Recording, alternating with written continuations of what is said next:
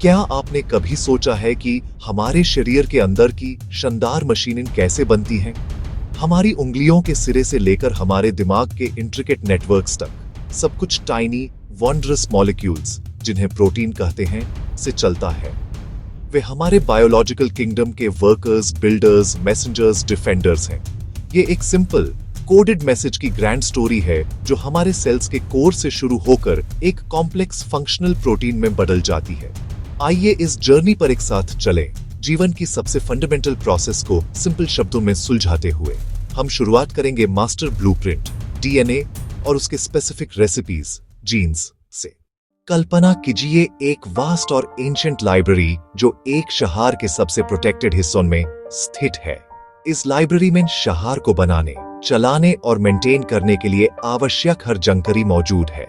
हमारे सेल्स में इस लाइब्रेरी को न्यूक्लियस कहते हैं। इसमें मौजूद सभी किताबों का कलेक्शन हमारा डीएनए या डीऑक्सीरिबोन्यूक्लिक एसिड है, हमारा इनॉर्मस इंस्ट्रक्शन मैनुअल। ये एक लंबी स्पाइरलिंग स्टेयरकेस जैसा ब्लूप्रिंट है, हमारे पूरे अस्तित्व का नक्शा। ये हमारी आंखों का रंग, बालों की बनावट और शरीर के काम करने के तरीके तक निर्धारित करता है। इस मैनुअल के अंदर जानकारी छोटे स्पेसिफिक चैप्टर्स में ऑर्गेनाइज्ड होती है, जिन्हें जीन्स कहते हैं। हर गायने एक पर्टिकुलर प्रोटीन बनाने की इंस्ट्रक्शंस रखता है, जैसे एक कुकबुक की सिंगल रेसिपी। जैसे एक जैने हीमोग्लोबिन बनाने की रेसिपी रखता है जो ऑक्सीजन कैरी करता है। दूसरा इंसुलिन के लिए एक नियम, ओरिजिनल डीएनए न्यूक्लियस से बाहर नहीं निकालता। ये प्रेशियस है और साइटोप्लाज्म की हलचल से सुरक्षित रहता है, इसलिए सेल रेसिपी की एक टेम्पोरेरी डिस्पोजेबल कॉपी बनाता है। मैसेंजर आरएनए या एमआरएनए। इस प्रोसेस को ट्रांसक्रिप्शन कहते हैं। ट्रांसक्रिप्शन टैब शुरू होती है जब सेल को एक स्पेसिफिक प्रोटीन बनाने की आवश्यकता होती है। सिग्नल न्यूक्लियस को बताता है कौन सा जीन कॉपी करना है और एक स्पेशल एंजाइम आरएनए पॉलीमरेज बुलाया जाता है। ये डीएनए पर सही शुरुआत तक पहुंचकर हेलिक्स का छोटा हिस्सा अनवाइंड करता है। इंस्ट्रक्शंस उजागर होती हैं। आरएनए पॉलीमरेज से डीएनए के लेटर्स पढ़कर एमआरएनए बनाता है। डीएनए एक 4 अक्षरी अल्फाबेट है, A T C G. Pairing rules: C के सामने जी, जी के सामने सी, टी के सामने ए और ए के सामने यू एमआरएनए पर जोड़ते हैं।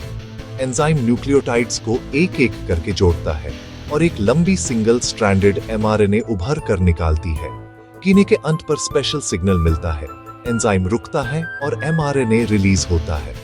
ये कीने की एक फेथफुल, थोड़ी ऑल्टर्ड कॉपी है। इस पर कुछ मॉडिफिकेशंस जैसे कैपिंग और टेलिंग की जाती है। फिर ये टाइनी पोरेस से न्यूक्लियस से बाहर आता है, प्रोटेक्टेड डीएनए को पीछे छोड़ते हुए। अब ये साइटोप्लाज्म में प्रोटीन मेकिंग मशीनरी रिबोसोम्स की ओर बढ़ता है। न्यूक्लियस से बाहर निकालने के बाद हमारा एमआरएनए मैसेंजर साइटोप्लाज्म में पहुंचता है। यहाँ ये प्रोटीन मेकिंग फैक्ट्रीज रिबोसोम्स को ढूंढता है। इस प्रक्रिया को ट्रांसलेशन कहते हैं।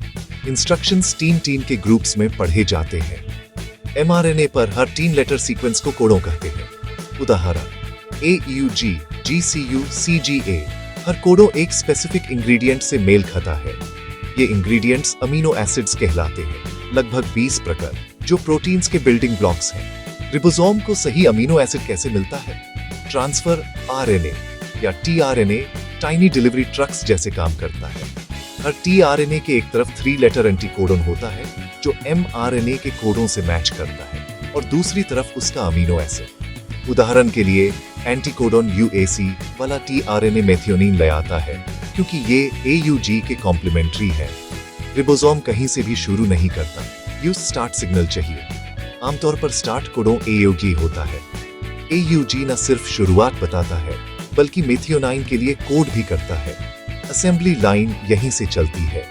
रिबोसोम हर कोडों पढ़ता है, मैचिंग टीआरएनए डॉक करता है और अमीनो एसिड्स को पेप्टाइड बॉन्ड से जोड़ता है।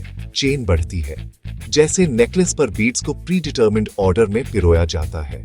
रिबोसोम कैटलिस्ट की तरह स्ट्रॉन्ग पेप्टाइड बॉन्ड्स बनवाता है, ग्रोइंग चेन को अगले अमीनो एसिड पर ट्रांसफर करता है। ये प्रोसेस तब तक चलती रहती है जब तक रिबोसोम स्टॉप कोडों UAA, UAG या UGR तक ना पहुंच जाए।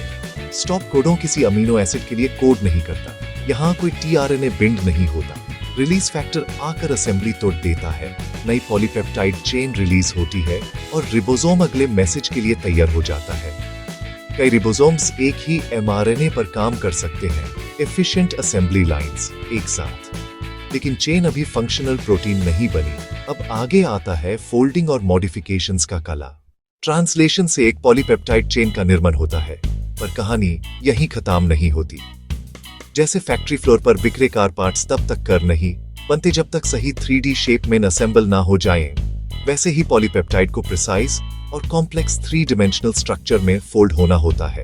Protein folding sequence interactions, attraction, repulsion, hydrophilic और हाइड्रोफोबिक इफेक्ट्स चेन को ट्विस्ट, बेंड और फोल्ड करवाते हैं। कुछ प्रोटीन्स खुद फोल्ड हो जाते हैं, कुछ को शेपेरोन प्रोटीन्स की मदद चाहिए होती है, जो मिस्टेक्स को रोककर सही आर्किटेक्चर सुनिश्चित करते हैं। फोल्डिंग के बाद कई प्रोटीन्स पर पोस्ट ट्रांसलेशनल मॉडिफिकेशंस जैसे फॉस्फेट्स या शुगर्स जोड़े जाते हैं, जो ऑन ऑफ स्विचेस की तरह काम करते हैं। कभी कभी एंजाइम कुछ सेक्शंस को काटकर प्रोटीन को ट्रिम करता है, बिल्कुल एक मूर्तिकार की तरह। कुछ प्रोटीन्स अनेक फोल्डेड चेन्स को जोड़कर फंक्शनल यूनिट बनते हैं। हीमोग्लोबिन 4 सब यूनिट से मिलकर काम करता है। सिर्फ जब सभी पार्ट्स सही तरह फोल्ड और असेंबल होते हैं तभी यह सही से कार्य करता है। फोल्डिंग, मॉडिफिकेशन और असेंबली मिलकर एक सिंपल सीक्वेंस को सोफिस्टिकेटेड डायनामिक मॉलिक्यूलर मशीन में बदल देते हैं, जीवन के इंट्रिकेट बैले के लिए तैयार। जब प्रोटीन फोल्ड और मॉडिफाई हो जाता है, यूज सेल के अंदर या बाहर उसके वर्क साइट पर तैनात किया जाता है। प्रोटीन सबसे बहुमुखी मैक्रोमोलिक्यूल्स हैं। एंजाइम्स के रूप में वे रिएक्शंस को नाटकीय रूप से तेज कर देते हैं। संरचना और सपोर्ट के लिए कोलेजन जैसे प्रोटीन्स टिश्यू का फ्रेमवर्क बनाते हैं। केराटिन बाल, नखों और त्वचा की बाहरी परत बनाता है। सिग्नलिंग में इंसुलिन जैसे हार्मोन्स मैसेंजर होते हैं। वे ब्लड स्ट्रीम से गुजारकर सेल्स को ग्लूकोज लेने का संकेत देते हैं। ट्रांसपोर्ट के लिए हीमोग्लोबिन ऑक्सीजन ले जाता है और मेम्ब्रेन चैनल्स पंप्स पदार्थों की गति को कंट्रोल करते हैं। डिफेंस में एंटीबॉडीज शत्रु को पहचान कर निष्क्रिय बनाती हैं। संरचना, उत्प्रेरण, परिवहन, रक्षा, प्रोटीन्स इन सब भूमिकाओं के माध्यम से जीवन संभव बनाते हैं। ये नेटवर्क हमारी खरबन सेल्स को संवाहित करता है और जीवन को फलने फूलने देता है। प्रोटीन सिंथेसिस ट्रांसक्रिप्शन से ट्रांसलेशन तक रिमार्केबली एक्यूरेट होती है, जो सेल्यूलर मशीनरी की एलिगेंस दिखाती है। फिर भी कभी कभी गलतियां हो सकती हैं। डीएनए कॉपीइंग, ट्रांसक्रिप्शन या ट्रांसलेशन के दौरान मैनुअल के टाइपोस की तरह प्रूफ रीडिंग और रिपेयर के बावजूद कुछ एरर्स स्लिप थ्रू हो जाते हैं। कुछ म्यूटेशंस साइलेंट होते हैं, कोडों बदलता है पर अमीनो एसिड वही रहता है। प्रोटीन पर कोई असर नहीं, पर कभी एक अकेला गलत अमीनो एसिड 3D शेप को बदल देता है। मिसफोल्डिंग से फंक्शन खराब हो सकता है। क्लासिक उदाहरण sickle cell anaemia. Haemoglobin gene में एक सिंगल लेटर चेंज से मॉलिक्यूल्स चिपकने लगते हैं और आरबीसीज सिकल शेप में डिस्टॉर्ट हो जाते हैं। ये दिखाता है कि एक छोटा मॉलिक्यूलर टाइपो लाइफ ऑल्टरिंग परिणामों तक ले जा सकता है और सही काम के लिए जीवा को कितनी इनक्रेडिबल प्रिसीजन चाहिए होती है। हमने प्रोटीन सिंथेसिस की यात्रा देखी, कोड से मशीन तक। सब कुछ न्यूक्लियस में डीएनए से शुरू होता है, हमारा मास्टर ब्लूप्रिंट जिसमें जेनेटिक रेसिपीज या जीन्स हैं। ओरिजिनल को प्रोटेक्ट करने के लिए सेल ट्रांसक्रिप्शन से एक टेम्पोरेरी कॉपी एमआरएनए बनाता है जो साइटोप्लाज्म तक पहुंचती है। ट्रांसलेशन में रिबोसोमिक कोडोन्स को पढ़ता है, टीआरएनए सही अमीनो एसिड्स लाता है और पेप्टाइड बॉन्ड से पॉलीपेप्टाइड चेन बनती है। असेंबली लाइन एक स्टार्ट कोडोन से चलती है और स्टॉप कोडोन पर समाप्त होती है।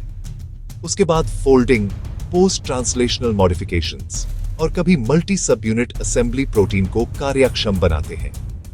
फिर यह एंजाइम स्ट्रक्चरल कंपोनेंट, मैसेंजर या डिफेंडर की भूमिका निभाता है। Information, messenger, final product. सबसे छोटे मैसेज से सबसे बड़ी मशीनें बनती हैं। ये सिम्फनी हमारी हर सेल में निरंतर चलती रहती है।